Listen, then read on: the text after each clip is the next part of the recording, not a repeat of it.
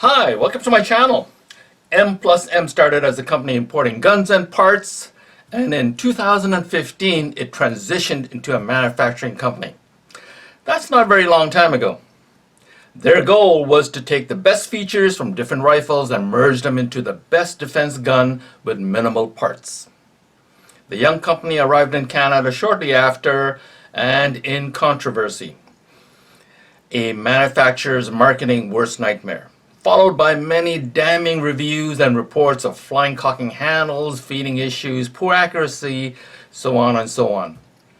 So I waited. Regardless, I was still attracted to the gun because it was 1 out of 6 semis in Canada that shot the 7.62 by 39.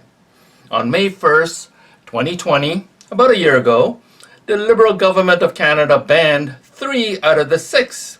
The most popular VZ58 from Czech Republic, the Mini 30, a variant of the Mini 14 from the United States, the M305B, a variant of the M14 from China.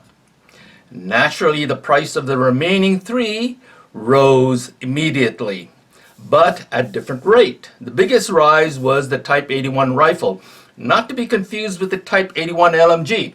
An unfired one would cost you double from its original MSRP. The SKS, although plentiful, but the lull in the supply forced it up anywhere from a third to 2/3.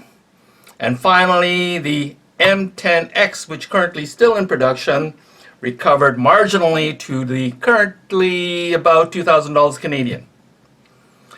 Price wasn't the only factor that motivated me to buy it.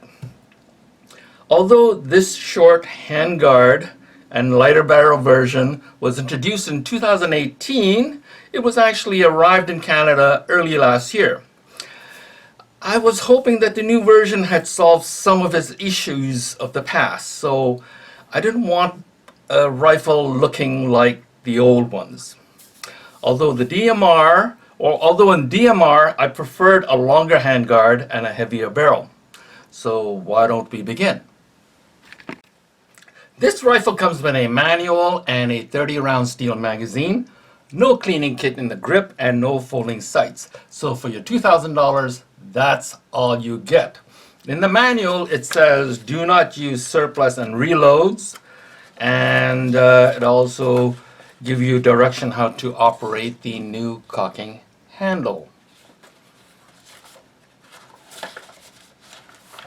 This is a DMR, so it has an 18.5-inch barrel, which makes it non-restricted in Canada. It weighs in at 8.5 pounds with the magazine. There's no denying that this is a hybrid, but what type, that's up for debate, and we'll discuss that as we get along. Why don't we start from the back and work our way to the front? The stock is a Magpul Zhukov stock. Everybody loves Magpul Zhukov stock, and so do I. The only thing I wish it would do would have a 2-finger locking system instead of 1. This is 1. It's hard for me to operate. I wish it was 2. Now when it's completely retracted, the length of pull is 12 inches, and when it's completely extended, it's 14.5 inches. To fold the stock, you press the button on the right side and it locks in place pretty good. And to separate the upper from the lower, you press the button that's inside the stock here and it will separate. But first remove your magazine and then press the button and it will hinge open like this. Now, because it hinge open like the AR, everybody said, oh, that's the AR part, but no, in fact, it's more like an FN FAL. Why? It's because the FN FAL lower is exactly like this. It's a sheet steel metal, and also the locking device that locks the upper is on the inside, exactly like the FN FAL, whereas the AR uses a cross pin.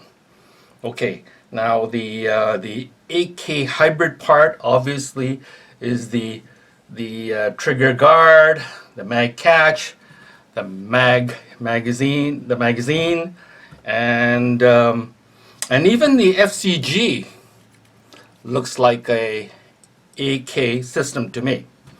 Now the upper is one piece aluminum. The handguard is combined with it.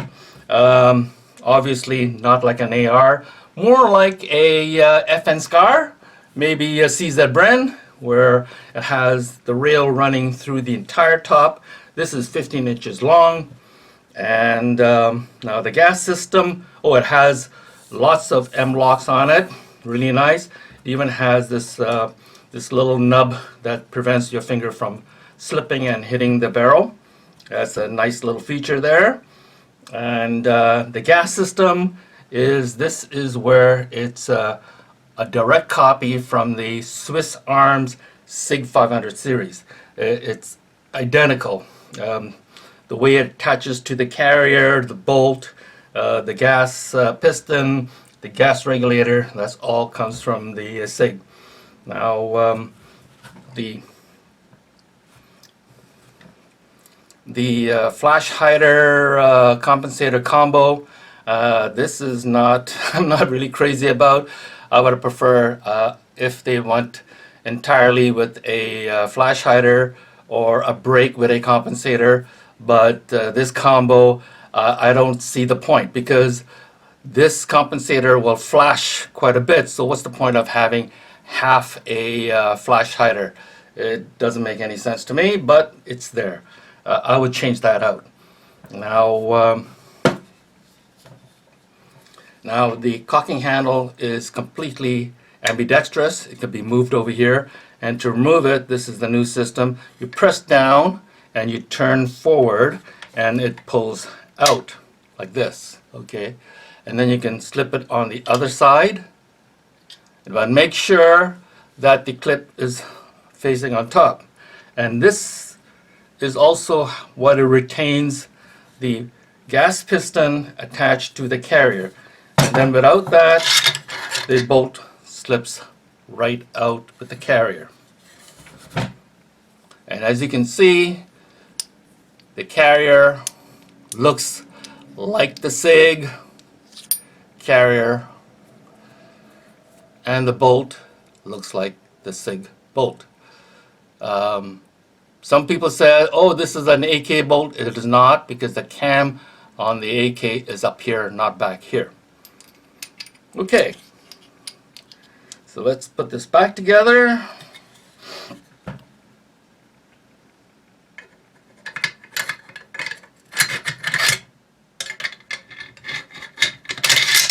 Okay, it's in.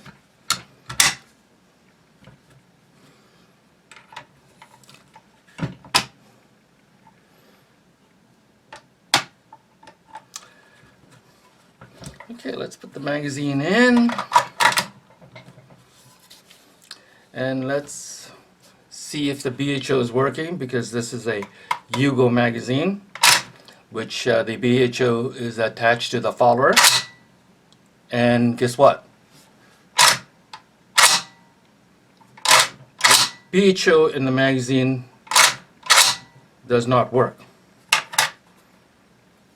Don't know why. But I also happen to have another Yugo magazine that I bought a while ago. Let's try that one. Okay, that works.